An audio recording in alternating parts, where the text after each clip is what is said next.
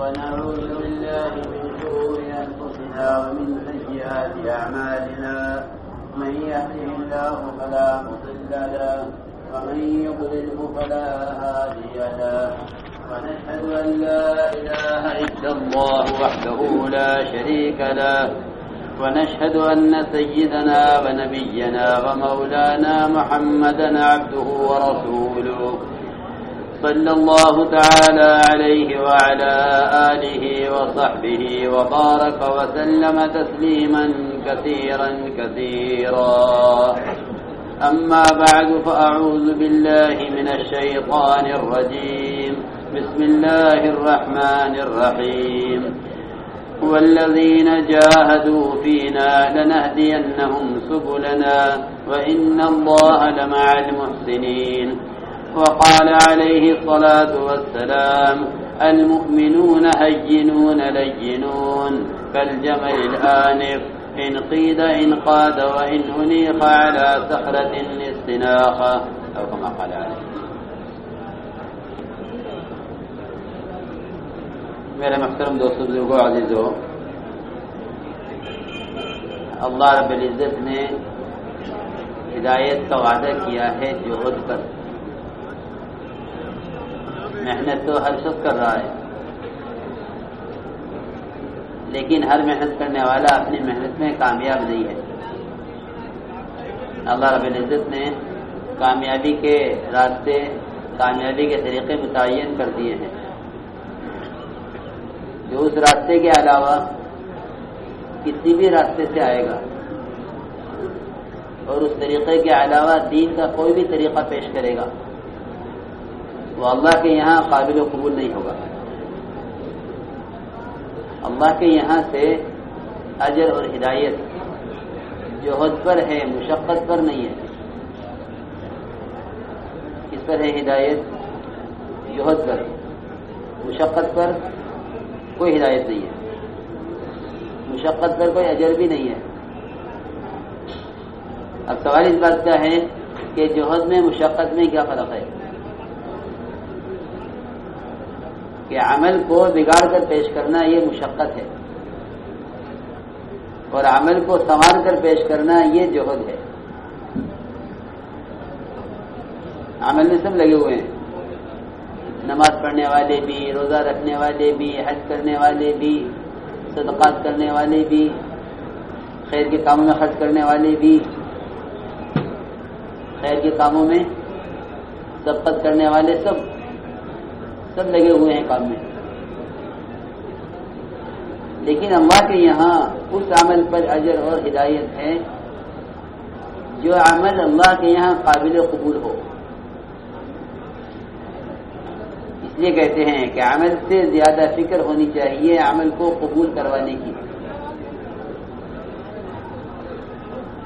کیونکہ اللہ رب العزت نے قرآن میں جگہ جگہ فرمایا کہ اللہ جانچنا چاہتے ہیں تم میں اچھا عمل کس کا ہے. لیبلوکم ایکم احسن عملا، لیبلوکم ایکم احسن عملا. تو ہر ایک کو عمل کا طریقہ دیا گیا ہے کہ عمل کے طریقے کے پابند ہو کر اپنے عمل کو اللہ کے ہاں قبول کرواؤ تاکہ اجر اور ہدایت ملے. ہم سب کے سب زیادہ عمل کی کوشش میں ہیں، اس میں ہیں زیادہ عمل. اللہ کو چاہیے اچھا عمل، کہ عمل تھوڑا ہے مگر اچھا ہے، کہ وہ بگڑے ہوئے زیادہ عمل سے بہت بہتر ہے. بگڑا ہوا زیادہ عمل مردود ہے، اور بنایا ہوا تھوڑا سا عمل اللہ کے یہاں مقبول ہے. تو یہ ضروری بات ہے کہ ہماری نظر اپنے عمل پر ہو کہ ہم کیا کر رہے ہیں. ہم کیا کر رہے ہیں.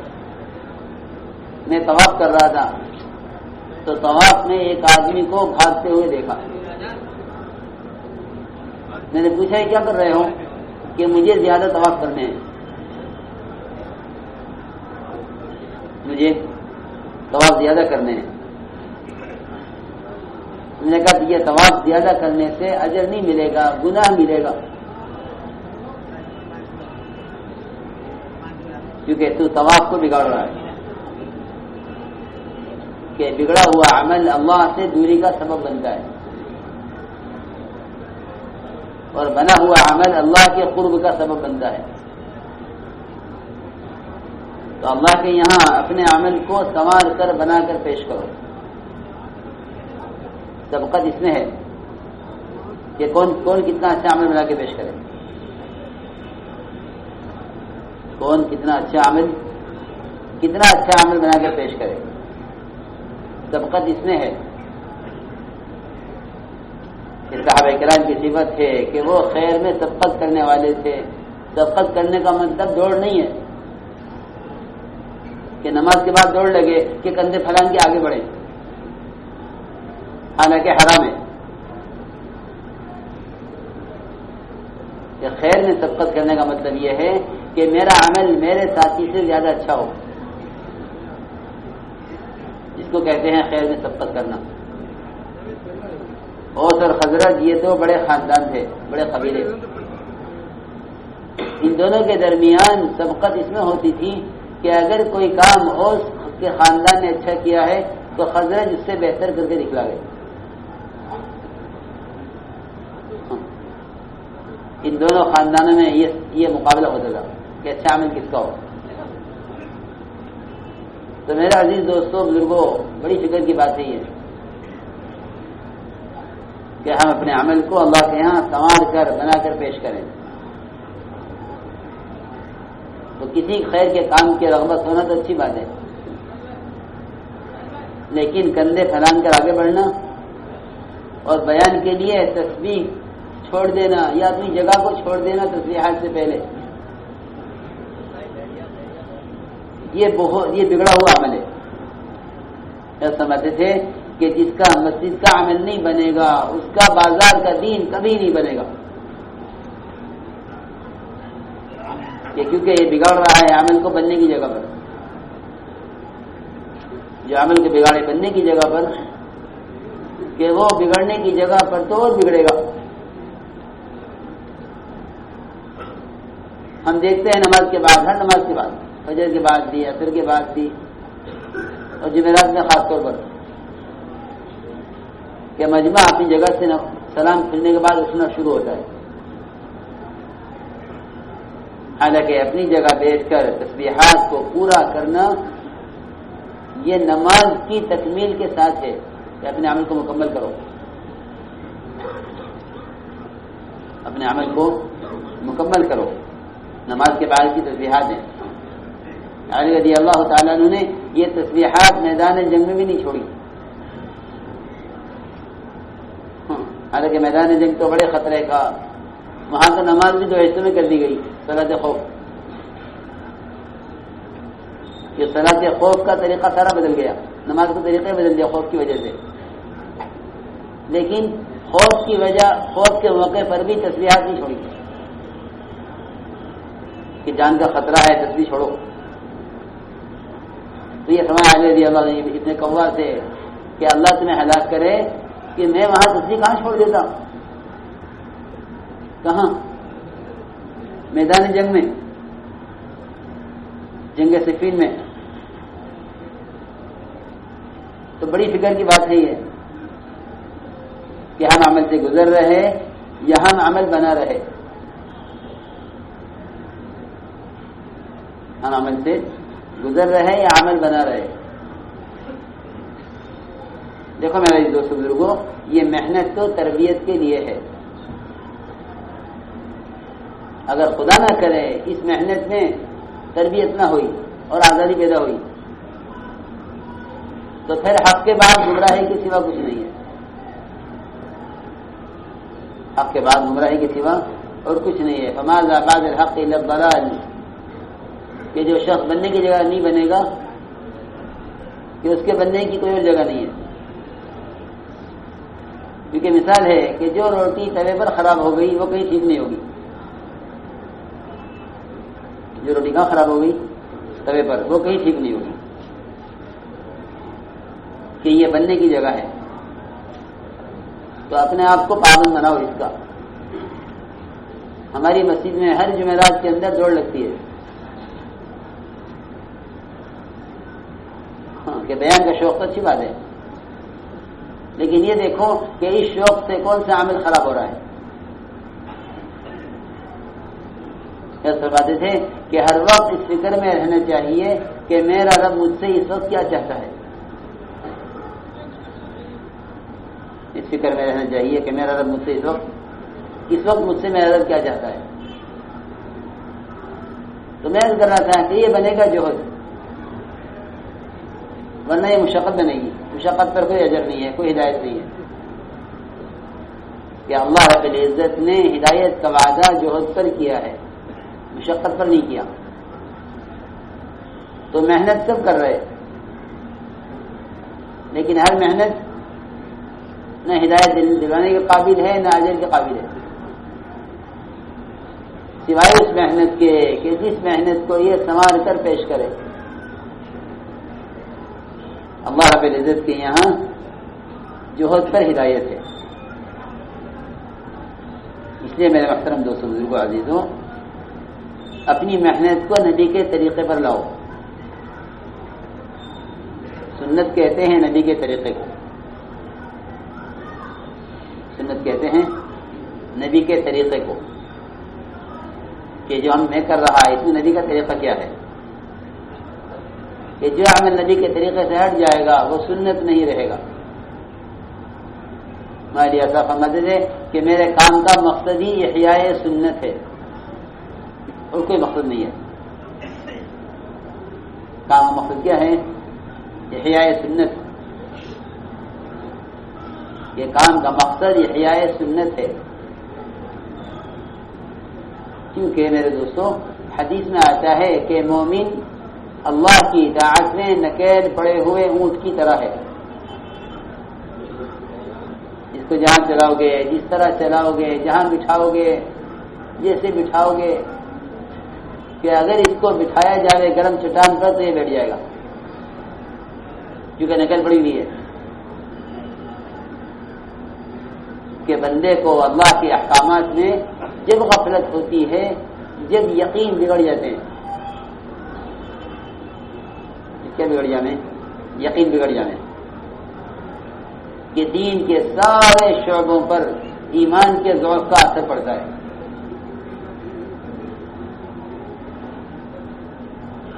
کہ ایمان کی قوت سے مومن کو اللہ کی اطاعت کے طریقے معلوم ہوتے ہیں. کہ مومن سمجھے گا کہ اللہ مجھ سے کیا چاہتے ہیں.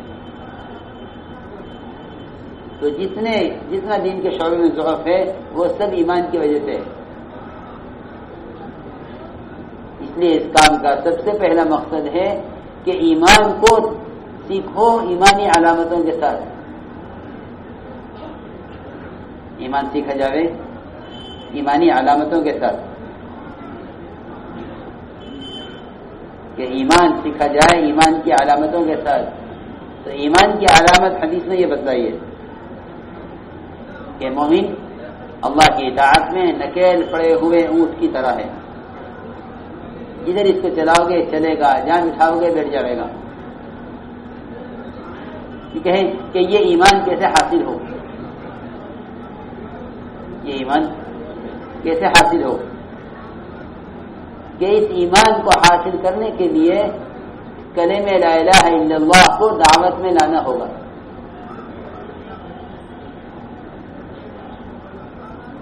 یہ کلمہ لا الہ الا اللہ یہ تقوی کا کلمہ ہے، اور مومن دین کے دنیا کے تمام شعبوں میں تقوی سے ہی پار اتر سکتا ہے. کہیں سے؟ تقوی سے. کہ تقوی کے بغیر کوئی آدمی دین کے کسی شعبے میں کامیاب نہیں ہو سکتا، کیونکہ ساری نیکیوں کا مدار تقوی پر ہے. تقوی میراث الحسنات، کہ ایمان کی علامت تقوی ہے اور ساری نیکیوں کا مدار تقوی پر ہے. ساری نیکیوں کا مدار تقوی پر ہے. یہ تقوی کیسے حاصل ہو؟ دیکھو، یاد رکھو یہ کلمہ لا الہ الا اللہ تقوی کا کلمہ ہے. ایک اس کے الفاظ ہے، ایک اس کا اخلاص ہے. ایک اس کے الفاظ ہیں، ایک اس کا اخلاص ہے. اس کے الفاظ کا تعلق زبان سے ہے، اس کے الفاظ کا تعلق زبان سے ہے، اور اس کے اخلاص کا تعلق دل سے ہے. اس کے اخلاص کا تعلق دل سے ہے کہ ہمیں اس کلمے کی دعوت سے اس کا اخلاص چاہیے. تو معلوم ہونا چاہیے کہ اس کا اخلاص کیا ہے. کہ جب حضور اکرم صلی اللہ علیہ وسلم نے فرمایا کہ جو یہ کلمہ لا الہ الا اللہ اخلاص سے کہے گا وہ جنت میں داخل ہو گیا، تو صحابہ کرام نے عرض کیا کہ یا رسول اللہ اس کا اخلاص کیا ہے؟ آپ نے فرمایا کہ اس کا اخلاص یہ ہے کہ یہ کلمہ اپنے کہنے والے کو حرام سے روک دے. اپنے کہنے والے کو حرام سے روک دے. یہ کلمے کا اخلاص ہے، یہ کلمے کا اخلاص ہے کہ یہ مومن کو حرام سے روک دے. ایک صحابی سے آپ کی مجلس میں غیبت ہو گئی. کیا ہو گئی؟ غیبت. تو آپ نے فرمایا کہ تم قرآن کے ساتھ کھیل رہے ہو. روایت میں ہے کنت تہزؤ بالقرآن، کہ تم قرآن کے ساتھ کھیل رہے ہو. صحابی نے فرمایا، میں نے عرض کیا کہ میں قرآن پر ایمان لایا. آپ نے فرمایا کہ قرآن پر وہ شخص ایمان نہیں لایا جو اس کے حرام کو حلال سمجھے. کہ غیبت حرام ہے، غیبت حرام ہے. کہ کیسا حرام ہے؟ کہ غیبت ڈبل حرام ہے. غیبت ڈبل حرام ہے. ایک زنا حرام ہے، ایک چوری حرام ہے، ایک سود حرام ہے، لیکن غیبت ڈبل حرام ہے.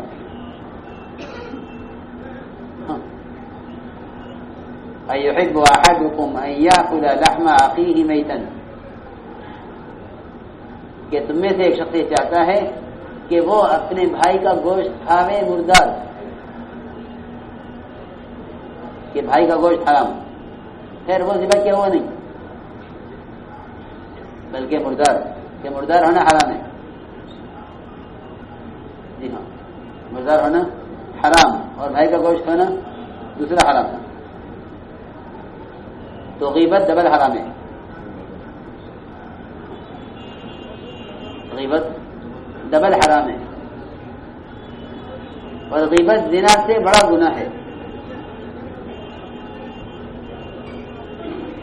میں آپ کو بتانا چاہتا ہوں کہ ہمارے روزے قریب آ رہے ہیں،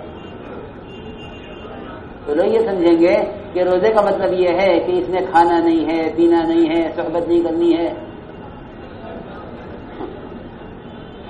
کہ میں نے نہ کھایا ہے نہ پیا ہے. کہ کھانے پینے سے باز رہنا یہ فاقہ ہے، روزہ نہیں ہے. روزہ نہیں ہے، یہ کیا ہے؟ یہ فاقہ ہے. خوب سمجھو، میں نے شروع میں عرض کیا تھا کہ مشقت اور مجاہدہ دونوں میں کیا فرق ہے. کہ یہ مشقت ہے کہ ایک آدمی کھاتا نہیں، ایک آدمی پیتا نہیں. یہ کیا ہے؟ مشقت ہے، فاقہ. فاقے پر کچھ نہیں ملے گا، فاقے پر کچھ نہیں ملے گا، مشقت پر کچھ نہیں ملے گا، عبادت پر ملے گا.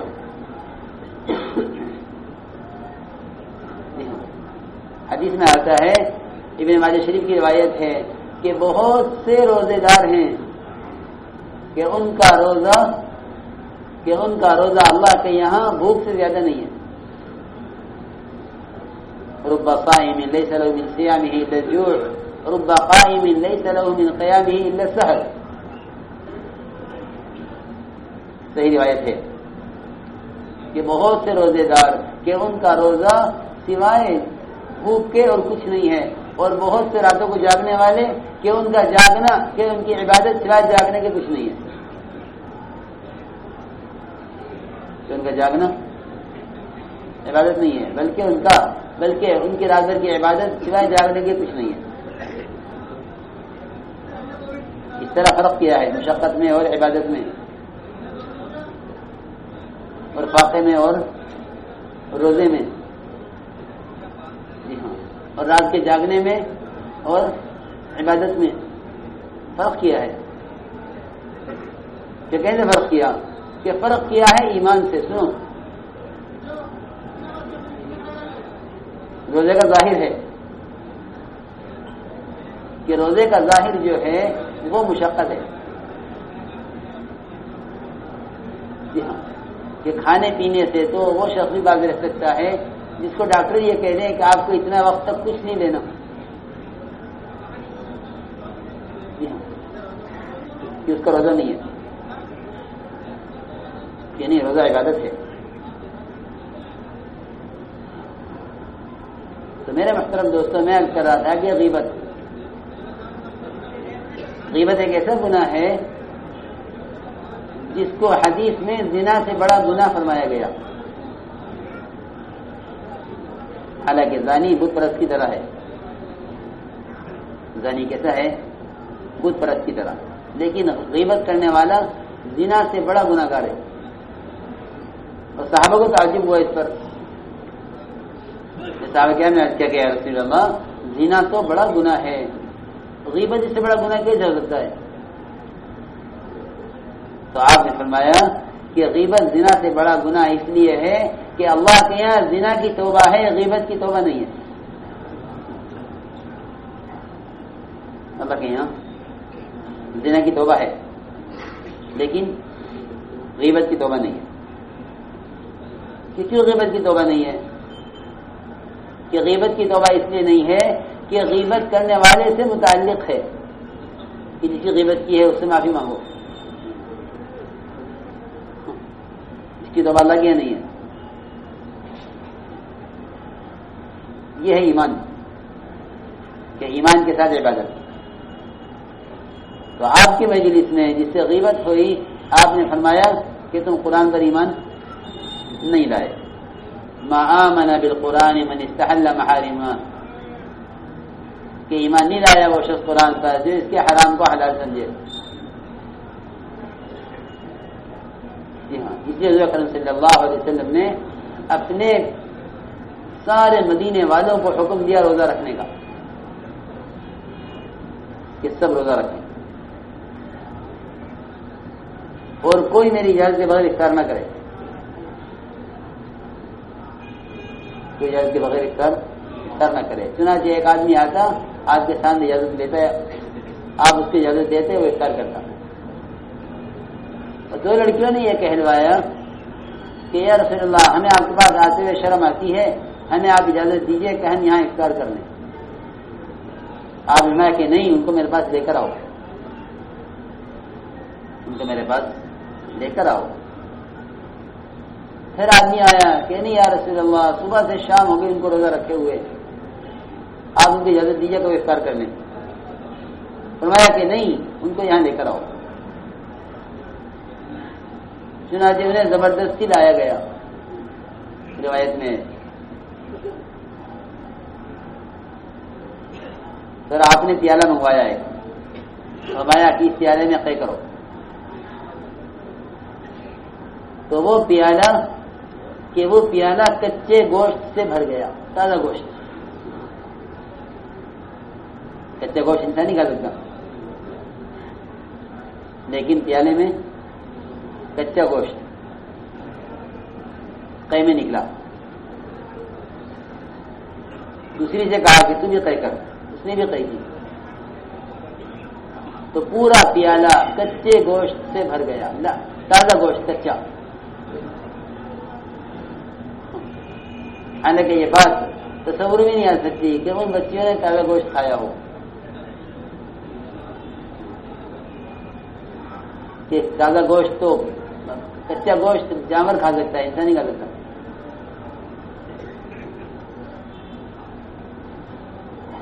تو آپ نے فرمایا کہ اگر میں ان کو قے نہ کراتا تو یہ ان کو جہنم میں لے جاتا. یہ دونوں جہنم میں جاتے ہیں اگر میں ان کے پیٹ سے گوشت نہیں نکلواتا قے کے ذریعے. یہ بتایا ایمان. کہ ایمان کا مطلب یہ ہے کہ جو مثالیں گناہ کے لیے، جو مثالیں نیکیوں کے لیے، جو مثالیں اعمال خیر کے لیے دی گئی ہیں، وہ ساری مثالیں یقینی ہیں، خیالی نہیں ہیں. تو یہ خیالی مثال نہیں ہے کہ غیبت کرنا، بھائی کا گوشت کھانا ہے. یہ خیالی مثال نہیں ہے، یقینی مثال ہے. تو آپ نے اس کا مشاہدہ کروایا، آپ نے اس کا مشاہدہ کروایا کہ غیبت کرنے والیوں سے قے کروا کر دکھلایا کہ انہوں نے یقیناً تازہ گوشت کھایا ہے. انہوں نے صبح سحری کی ہے حلال چیز کے ساتھ، اور پھر بیٹھ کر آپس میں دونوں نے غیبتیں کی ہیں. دونوں نے بیٹھ کر غیبت کی ہے.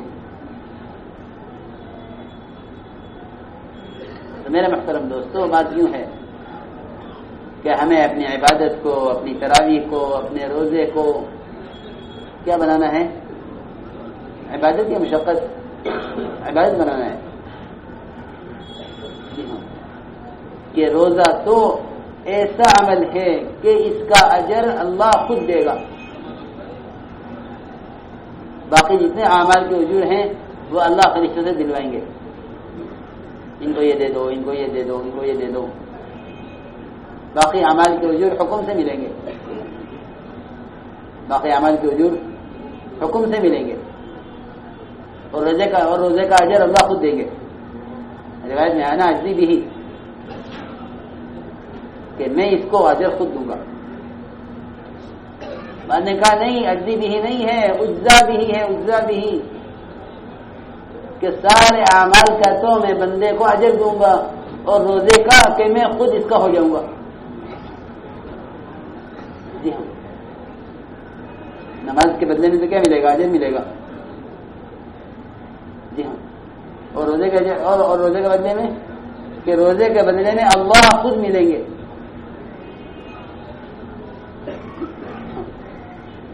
ایک بادشاہ نے اپنا خزانہ کھولا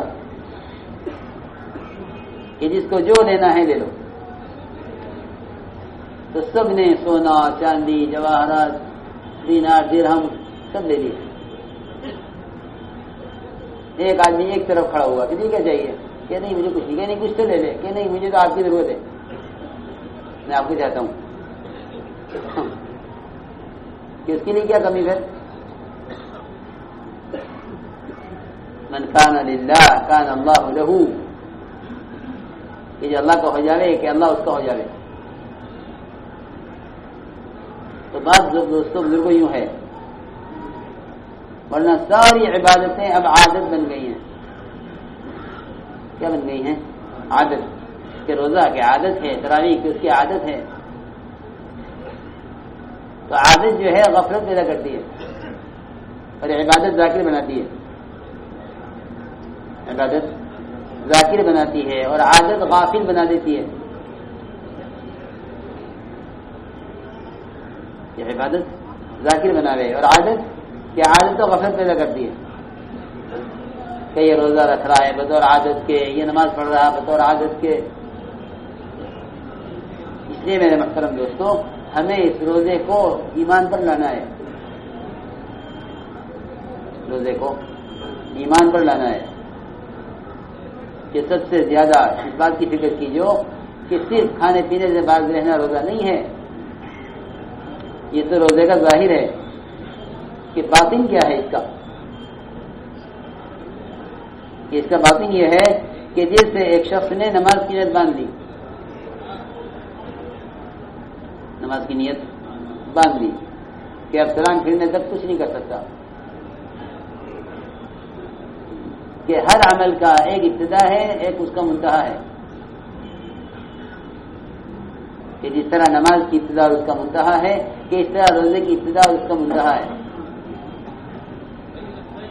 روزے کی ایک ابتدا ہے، ایک اس کا منتہا ہے. کہ اپنے عمل کو سنوارو شروع سے آخر تک. اتم الصیام الی اللیل، کہ اپنے روزے کو پورا کرو. پورا کرنے کا مطلب ہے کہ کھانے پینے سے باز رہنا، یہ روزے کا ظاہر ہے. کہ روزے کا باطن سوچو کیا ہے. تو لوگ روزے کے ساتھ غیبت بھی کر لیں، حالانکہ غیبت کرنا کہ یقینی بات ہے کہ یہ اپنے بھائی کا گوشت کھانا ہے. پوچھو گا مفتی صاحب سے کہ میں ایک بوٹی کھا سکتا ہوں گوشت کی کہ نہیں کھا سکتے، روزہ ٹوٹ جائے گا. کیا آدھی بوٹی کیا ہے، روزہ ٹوٹ جائے گا. ہاں، لیکن مجھے حیرت ہے کہ لوگ غیبت کر لیتے ہیں. دنیا میں شاید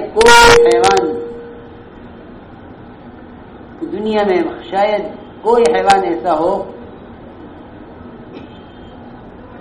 بلکہ یقینی بات ہے یہ کہ انسان سے زیادہ گوشت دنیا میں کسی چیز کا نہیں کھایا جاتا. سب سے زیادہ گوشت انسان کا کھایا جاتا ہے.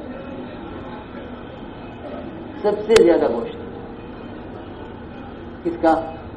انسان کا، غیبت کے راستے سے.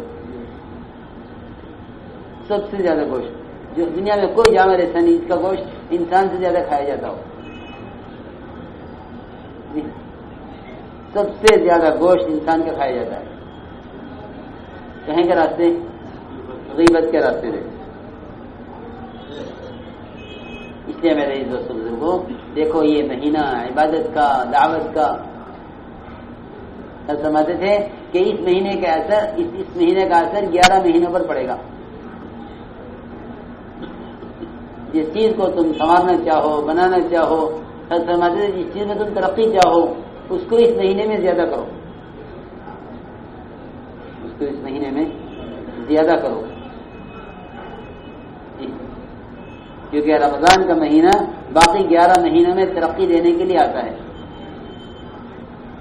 جو اس مہینے میں غافل ہے وہ 11 مہینوں میں ذاکر نہیں ہو سکتا. پکی بات ہے، کیونکہ جو اللہ کی رحمت خاصہ کا متوجہ ہونے کے وقت اس سے مستغنی ہو کہ اللہ تو بہت زیادہ مستغنی ہے. جو اللہ کی رحمت کے متوجہ ہونے کے وقت غافل ہو تو اللہ تو بہت مستغنی ہے، تجھے کیا پرواہ ہے. اس لیے رمضان کا مہینہ کہ 11 مہینوں کے اندر ترقی کرنے کے لیے ہے. 11 مہینوں میں ترقی کرنے کے لیے کہ ہمیں اس مہینے میں 2 چیزوں میں ترقی کرنی ہے، دعوت اور عبادت. دعوت اور عبادت، ہاں، کہ یہ مہینہ دعوت کے لیے سب سے موزوں ہے. یہ مہینہ دعوت کے لیے سب سے زیادہ موزوں. رمضان، شوال، ذوالقعدہ، ذوالحجہ. میں تو کہا کرتا ہوں کہ جو ہر سال 4 مہینے لگانے وہ یہ 4 مہینے طے کر لیں. رمضان، شوال، ذوالقعدہ، ذوالحجہ، کہ اس میں روزہ بھی ہے، اس میں نماز بھی ہے، اس میں زکوٰۃ بھی ہے، اس میں قرآن بھی ہے، اس میں حج بھی ہے. جی ہاں، سارے فرائض. جی ہاں، نماز بھی اس میں، روزہ بھی اس میں، زکوٰۃ بھی اس میں، حج بھی اس میں، قرآن بھی اس میں، سب کچھ اس میں جمع ہو گیا. سب کچھ اس میں جمع ہو گیا. ان 4 مہینوں کو تو فارغ کر لینا چاہیے. ہاں، اور رمضان کا مہینہ کہ رمضان کے مہینے میں تو دنیا کا کوئی کام کرنا بڑی بے غیرتی کی بات ہے. کہیں گی بے غیرتی کی بات ہے. ہاں، 11 مہینے کمائی دنیا کہ رمضان کا مہینہ خرچ کرنے کا اور عبادت کا ہے. 11 مہینے بہت ہے کمانے کے لیے. ہاں، تو لوگ کمائی کے نقشوں کی وجہ سے عبادت کو بگاڑتے ہیں. اس کو عبادت کو بگاڑتے ہیں کہیں کے لیے؟ کمائی کے نقشوں کے لیے. تراویح کو ناقص کرتے ہیں تجارت کے لیے. ہاں، یہ ایک نئی چیز چلی ہے کہ 4 دن میں قرآن ختم کر لو، 8 دن میں قرآن ختم کر لو، 10 دن میں قرآن ختم کر لو، تاکہ تم تراویح سے آزاد ہو جاؤ. ہمارا قرآن ختم ہو گیا. حالانکہ تراویح اصل ہے، تراویح اصل ہے. تراویح کا پورا کرنا، پورے رمضان تراویح کا پورا کرنا قرآن کے پورا کرنے سے زیادہ ضروری ہے. سنت موقدہ ہے، سنت موقدہ ہے. جی ہاں، اور لوگ قرآن پورا کرتے ہیں، تراویح نہیں پوری کرتے. تو قرآن پورا ہونا چاہیے. تو 10 دن میں قرآن پڑھیں، 3 دن میں قرآن پڑھیں، بیٹھ کر سہارے سے، تھکان سے، جس طرح بھی ہو کہ ایک قرآن تو پورا ہو جائے تاکہ ہم تراویح سے آزاد ہو جائیں. ہاں، یہ غلط طریقہ امت میں پھیل چکا ہے.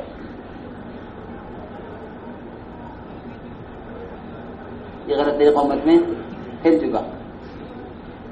تو بہت بڑا طبقہ ہے جو تراویح کو چھوڑ دیتا ہے اس لیے کہ اس کا قرآن ختم ہو گیا. ان کا قرآن ختم ہو گیا. وہ سمجھتے ہیں کہ تراویح قرآن ختم کرنے کے لیے ہے، حالانکہ ایسا نہیں ہے، بلکہ قرآن تراویح کے لیے ہے. قرآن کے لیے ہے. جی ہاں، تلاوت نماز کے لیے ہے، تلاوت کے لیے ہے، نماز کے لیے قرآن ہے. ہاں، سنی بات ہے یہ کہ نماز کے لیے قرآن ہے. نماز اصل ہے کہ اگر آپ کو سفر کرنا ہے تو آپ کریں، جہاں آپ جانیں گے وہاں آپ کو تراویح ملے گی. کہ قرآن اس سے ناقص نہیں ہوتا. اس کو کہ قرآن اس سے ناقص نہیں، سنو دھیان سے ادھر دیکھو، کہ قرآن اس سے ناقص نہیں ہوتا کہ میں نے 2 سپارے نہیں سنے. کہ قرآن تو اس سے ناقص ہوتا ہے کہ یہ جلدی پڑھنے کی وجہ سے اس کے الفاظ کو کھاوے. اس کی بڑی سخت وجہ ہیں. یہ قرآن کے ترتیل کا حکم ہے. ورتل القرآن ترتیلا، نبی کو کہا میں نبی جی ٹھہر ٹھہر کر پڑھیے. تو لوگ بیچارے اس میں کہ مجھے تو بمبئی جانا ہے تجارت کے لیے فلاں تاریخ میں، اور قرآن کا کیا ہوگا کہ چلو 10 دن میں ختم کرو، 3 دن میں ختم کرو. ہاں، کیونکہ میں اگر چلا گیا تو میرا قرآن ناقص ہو جائے گا. کہ قرآن تیرا ناقص ہو گیا باعتبار قرأت کے، باعتبار تلاوت کے. قرآن اس طرح ناقص ہوتا ہے. اس کو ناقص نہیں کہتے کہ تم نے 2 سپارے نہیں سنے. کہ قرآن کا نقصان یہ ہے کہ اس کو بگاڑا جاوے جلدی کے چکر میں. ہاں، اس لیے میں کہہ رہا ہوں کہ سنت پر آؤ. ورنہ لوگ عبادات کو لے جا رہے ہیں اپنی دنیا پر، اپنی سہولت پر. کہ جب ان کی عبادات ان کی دنیا کے تابع ہو جائیں گی تو اللہ رب العزت ان کی دنیا کی برکتیں ختم کر دیں گے. دنیا کی برکتیں ختم اور تنگیاں پیدا ہوں گی. کیا پیدا ہوں گی؟ تنگیاں پیدا ہوں گی. یہ ضروری بات ہے کہ اپنے روزے کو، اپنی تراویح کو، اپنی عبادات کو سنوارو. یہ مہینہ عبادت کا، دعوت کا ہے. لوگ سمجھتے ہیں کہ یہ مہینہ عبادت کا اور آرام کا ہے. ایسا نہیں ہے. کھانے کا، پینے کا اور آرام کا مہینہ سمجھتے ہیں اس کو. حالانکہ یہ دعوت اور عبادت کا مہینہ ہے. بڑے بڑے غزوات رمضان میں ہوئے، بڑے بڑے غزوات رمضان میں ہوئے. یہ نہیں کہ بھائی رمضان میں روزے رکھنے ہیں بعد میں نکلیں گے. رسول اکرم صلی اللہ علیہ وسلم نے اپنے صحابہ کو نقل و حرکت پر ڈالا تھا. اس پر نقل و حرکت، تو رمضان میں بھی نقل و حرکت جاری رہی. کیونکہ رمضان کے لیے ہے کہ رمضان کی نقل و حرکت تو فرائض کو زندہ کرنے کے لیے ہے. کہ نکلو تم رمضان میں کہیں کے لیے کہ تاکہ روزہ بھی زندہ ہو، قرآن بھی زندہ ہو. جو لوگ نکلنے کا مقصد نہیں جانیں گے وہ رمضان میں نکلنا پسند نہیں کریں گے.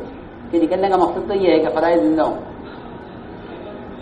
کہ نکلے رمضان میں تاکہ تراویح زندہ ہو، روزہ زندہ ہو. ایک جماعت رمضان میں گئی ایک علاقے میں، تو دوپہر کو علاقے والے کھانا بنا کے لے آئے دوپہر کے کھانے میں. تو جماعت نے کہا کہ رمضان آیا ہوا ہے، رمضان، تو وہ یہ سمجھے مقامی لوگ کہ رمضان ان کے امیر کا ہے، ان کے شادی کا نام ہے. اتنی جہالت امت میں. اور یہ اس علاقے کی بات ہے جہاں بہت کام ہے، تو بڑا مرکز ہے، بڑا کام ہے. جی ہاں، اور بالکل وہی مرکز سے کچھ فاصلے پر شہر سے ایک طرف جماعت نکلی رمضان میں، تو وہ کھانا لیا بنا کے کہ جماعت آئی ہے کھانا کھلاؤ. ان نے کہا رمضان ہے. کہ کیا رمضان؟ مانا فرماتے تھے کہ اس نقل و حرکت سے فرائض زندہ کرنے ہیں. تو فرائض کے لیے نقل و حرکت کو چھوڑا نہیں جائے گا. فرائض کے لیے نقل و حرکت کو چھوڑا نہیں جائے گا. ہاں، روزہ چھوڑ سکتے ہیں. سنو کہ مسافر ہے، سفر کر رہا ہے رمضان میں، اور صحابہ کرام کے بارے میں حضرت نے جو خط لکھا کام کرنے والوں کو، اس میں لکھا ہے کہ صحابہ کرام رمضان میں بھی نقل و حرکت کرتے تھے.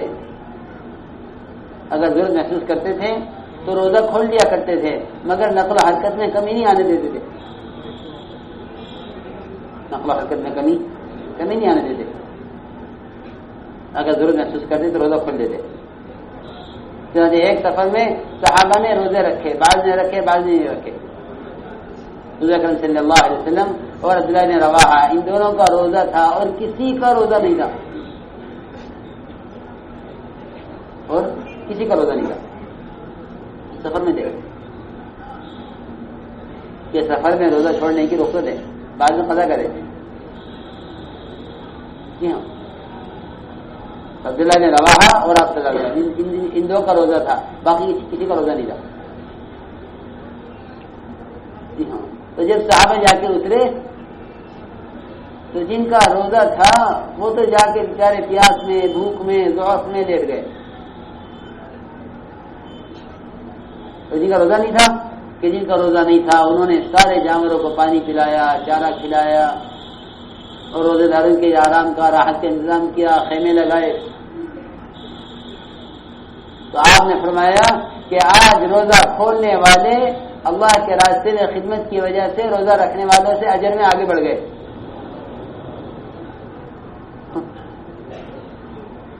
کن سے آگے بڑھ گئے؟ روزہ رکھنے والوں سے. کیوں؟ کہ انہوں نے دو اجر پائے، دعوت کا اور خدمت کا. جی ہاں. روایت میں ہے کہ صحابہ کی دونوں قسمیں تھیں. ایک ہی جماعت میں بعض کا روزہ تھا، بعض کا روزہ نہیں تھا. مگر یہ نہیں کہ رمضان کے بعد نکلیں گے کیونکہ روزہ رکھنا ہے. اس لیے حضور اکرم صلی اللہ علیہ وسلم نے اللہ کے راستے کی نقل و حرکت کے ساتھ روزے کے فضائل الگ بیان کیے. دیکھو سنو، ایک یاد رکھنا عبادات کے فضائل، اور ایک یاد رکھو عبادات کے فضائل دعوت کے ساتھ. عبادت کے فضائل دعوت کے ساتھ، یا عبادت کی کیا فضیلت ہے خروج کے ساتھ. میرے محترم دوستوں، بزرگوں، عزیزوں، اللہ کے راستے کی نقل و حرکت میں جو عبادت کی جاوے اس کا مقام کی عبادت کا کوئی مقابلہ ہی نہیں ہے.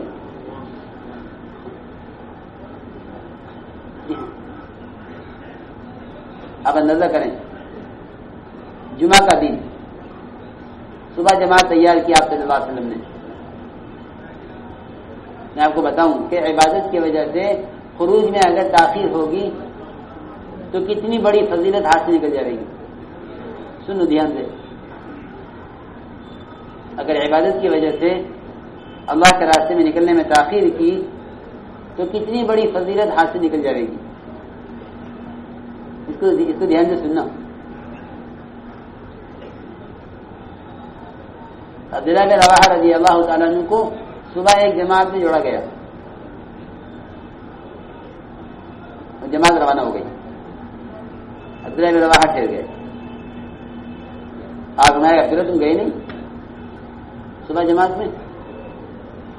کیا یا رسول اللہ، میرا ارادہ جانے کا تھا مگر میں اس لیے ٹھہر گیا کہ آپ کی جمعہ کی نماز آپ کی مسجد میں آپ کا خطبہ سنوں گا، آپ کے پیچھے نماز پڑھوں گا، اور آپ کی مسجد نماز باقی مساجد سے زیادہ افضل ہے. جی ہاں صحیح روایت ہے، صلاۃ فی مسجد ھذا افضل من 1000 صلاۃ فیما سوا الا المسجد الحرام. کہ میں اسے ٹھہر گیا کہ آپ کی مسجد میں نماز پڑھوں گا، آپ کا خطبہ سنوں گا. جماعت تو یہ گئی ہے صبح سے شام 2 بجے تک کی بات ہے، جا کے مل جاؤں گا جماعت کے ساتھ. اپنے ساتھ یہ کرتے ہیں نا کیا تم چلو ہم آ رہے ہیں نہیں، انہیں خبر نہیں کہ وہ ذرا سا پیچھے رہ جانے سے کتنا پیچھے رہ گئے. عبداللہ بن رواحہ رضی اللہ تعالیٰ عنہ کسی اپنی شادی کے یا اپنی ضرورت کے یا اپنی خدا نہ کرے کسی خواہش کے وجہ سے نہیں پیچھے رہے، بلکہ عبادت کے لیے پیچھے رہ گئے. یہ کے لیے ہاں عبادت کے لیے کہ میں تو جمعہ کی نماز اللہ کے نبی کے پیچھے پڑھ کے آؤں گا تاکہ مجھے یہاں کی فضیلت بھی حاصل ہو جائے، آپ کی جمعہ کی نماز کی اور اللہ کے راستے کی بھی فضیلت حاصل ہو جائے. اس کے لیے تاخیر کی نکلنے میں. تو آپ ہمارے عبداللہ بن رواحہ تمہیں معلوم ہے وہ لوگ کتنے آگے بڑھ گئے؟ آج کیا کہ ہاں یا رسول اللہ معلوم ہے وہ صبح گئے ہیں، میں دوپہر کو پہنچ جاؤں گا. روایت میں صبح سے دوپہر تک کی بات ہے. تو میں عبداللہ بن رواحہ صبح نکلنے والی جماعت تم سے 500 سال آگے بڑھ گئی ہے. کتنے سال؟ 500 سال آگے. عبداللہ بن رواحہ ایک روایت میں ہے کہ تمہارے اور تمہاری جماعت کے درمیان اتنا فاصلہ ہو گیا جتنا مشرق مغرب کے درمیان ہے. کتنا فاصلہ ہو گیا؟ جتنا مشرق مغرب کے درمیان فاصلہ ہے. ایک روایت میں ہے کہ عبداللہ بن رواحہ اگر ساری زمین کے اوپر نیچے جتنا مال ہے وہ سب کا سب تم خیر کی راہ میں خرچ کرو، اس میں خیر کی راہ میں خیر کے کاموں میں خرچ کرو، ساری دنیا کا مال تمہارا ہو جائے تو تم سارے مال کو خیر کی راہ میں خرچ کرو اخلاص کے ساتھ. جی ہاں تو تم صبح نکلنے والی جماعت کی فضیلت کو حاصل نہیں کر سکتے. جی ہمارے ایسا فرماتے تھے کہ اللہ کے قرب کا اور ترقی کا اتنا یعنی تیز رفتاری کا راستہ ہے یہ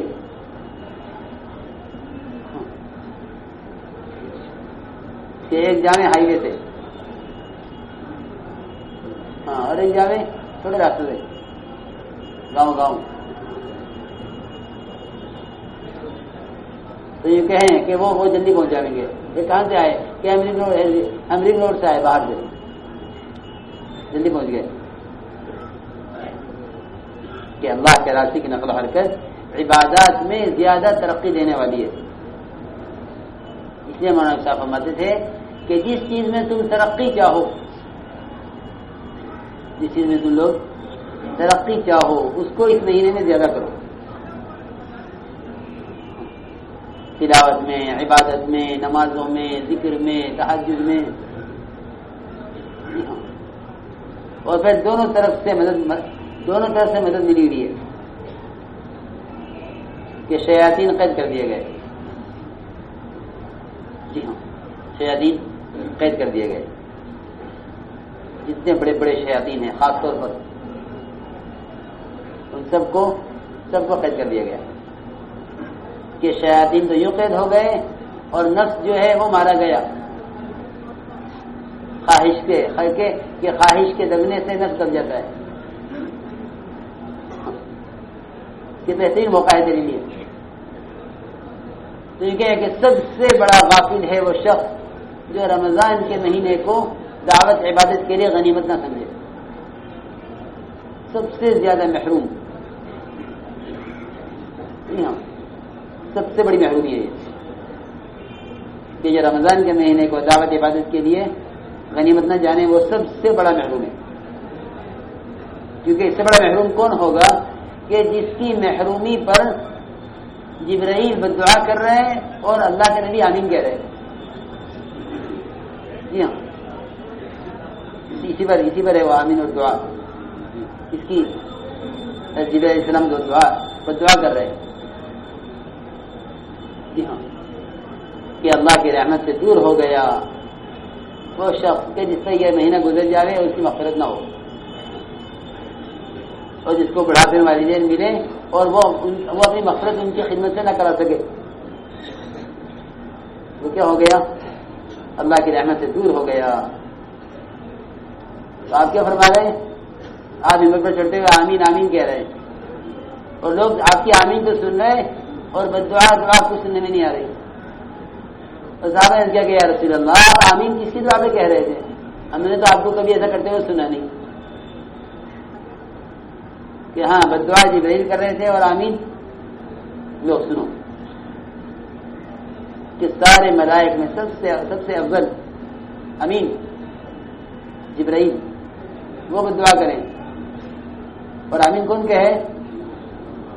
جی ہاں، کہ ساری مخلوق کا سب سے بہتر آدمی آمین کہے۔ بتاؤ اس بددعا کی قبولیت میں کوئی کمی ہے؟ کہ اس سے زیادہ کون محروم ہوگا کہ جو اس مہینے کو غفلت سے گزار دے۔ اس لیے میرے دوستوں بزرگوں، دعوت عبادت کو جمع کرو۔ مولانا ایسا فرماتے تھے کہ دعوت عبادت کو جو جمع کرے گا اللہ اس کے لیے نظام عالم کو مسخر کریں گے۔ جی ہاں، تفسیر عالم کا نسخہ ہے یہ کام، لیکن تفسیر عالم اس پر ہے کہ دعوت عبادت کو جمع کرو۔ اور قرآن کی بات بھی یہ ہے کہ جو دعوت اور عبادت کو جمع کریں گے ان کا دین سب سے اچھا ہوگا، ان کا دین سب سے اچھا دین کس کا ہے؟ جی ہاں، قرآن کا یہ چیلنج ہے۔ جی ہاں، قرآن کی بات ہے اور بڑے اچھے انداز سے بیان کیا۔ ومن احسن قولا ممن دعا الى الله وعمل صالحا، کہ اس سے اچھا دین کسی کا نہیں ہو سکتا۔ سنو دھیان دے، لوگ پوچھتے نا کہ دین تو ہے، تبلیغ سے کیا ہوگا؟ کہ قرآن یہ کہہ رہا ہے کہ تبلیغ سے تیرا دین سب سے اچھا ہو جائے گا۔ جی ہاں، قرآن کہہ رہا، تو قرآن صاف کہہ رہا ومن احسن قولا ممن دعا الى الله، کہ اس سے اچھا دین کسی کا ہو نہیں سکتا جو دعوت اور عمل کو جمع کر لے۔ یہ قرآن کی بات ہے۔ جی ہاں، قرآن کا سوال ہے اس سے اچھا دین ہو، اس سے اچھا دین ہو کس کر سکتا ہے؟ یہ اس طرح ترجمہ ہے، جو کیا کر لے؟ دعوت اور عبادت کو جمع کر لے۔ جی ہاں، قرآن میں اسی طرح ہے، بلکہ علماء نے لکھا ہے کہ یہاں استفہام انکاری ہے۔ کیا استفہام انکاری؟ علماء جانتے ہیں کہ استفہام انکاری جو ہے وہ تاکید کا اور تو تاکید کا فائدہ دیتا ہے، اس کا فائدہ دیتا ہے تاکید کا۔ یہاں استفہام انکاری ہے۔ جی ہاں، استفہام انکاری ہے، من احسن قولا ممن دعا الى الله، کہ اس سے اچھا دین کسی کا نہیں ہوگا۔ کس کا ہو سکتا ہے؟ اللہ سوال کر رہا ہے بندوں سے کہ یہ کیا کر لیں؟ کہ دعوت اور عبادت کو جمع کر لیں، ان سے اچھا دین کسی کا نہیں ہو سکتا۔ اس لیے میرے محترم دوستوں، ہمیں اس محنت میں اس مہینے میں خاص طور پر دعوت عبادت کو جمع کرنا ہے۔ خوب اللہ کے راستے میں روزہ رکھنے کے فضائل دیکھو۔ اتنے صحابہ ہیں جن کی شہادت روزے کی حالت میں ہوئی۔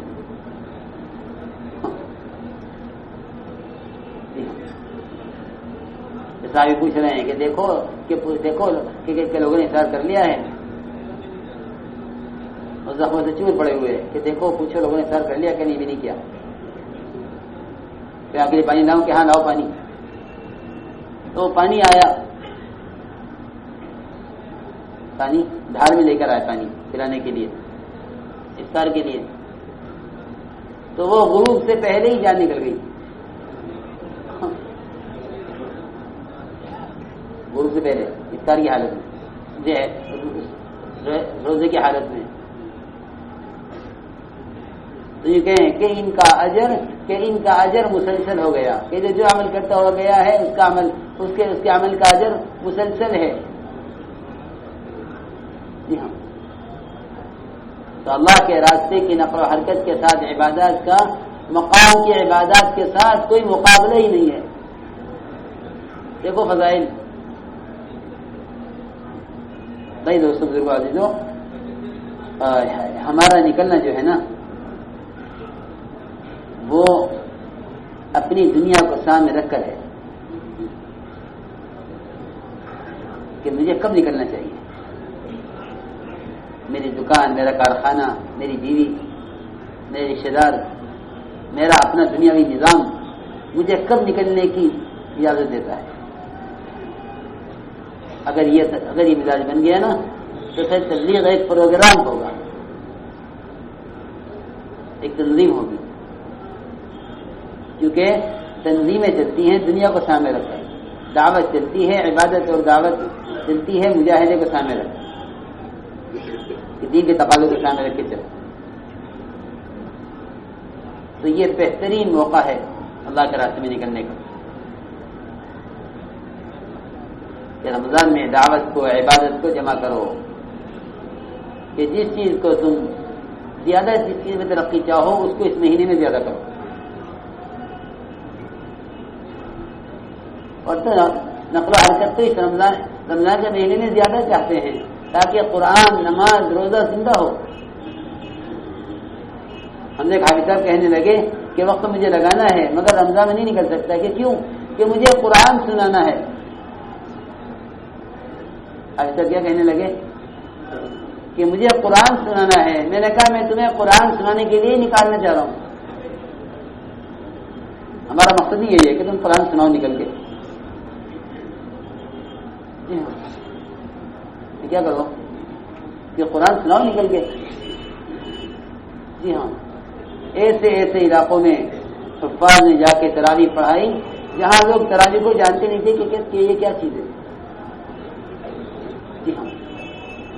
اللہ کا فضل ہے کہ کام کر کے حافظوں کی نقل و حرکت سے بہت سی جگہ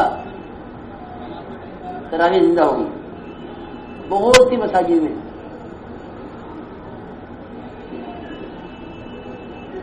بہت سی جگہ تراویح زندہ ہوگی.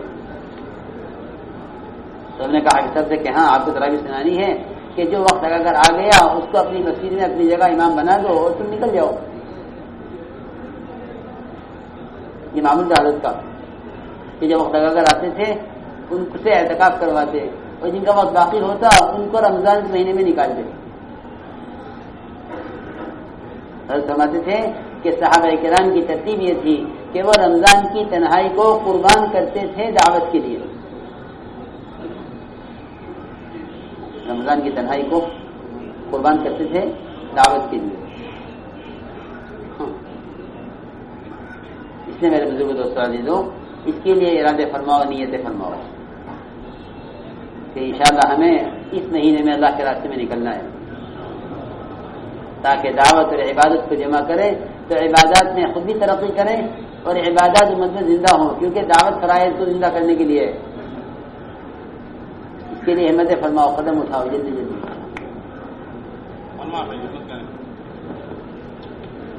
جی بھائی کرے رضا اللہ آسان فرمائے. اللہ کے وعدوں پر بھروسہ کر کے بولے. افراد بھی بتائیں، جماعت بھی بتائیں. کیا بات ہو گئی؟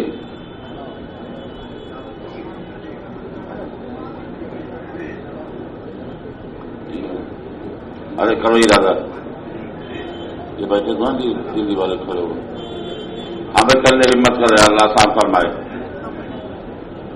جماعت بولے افراد بھی بولے. لکھتی کیوں نہیں؟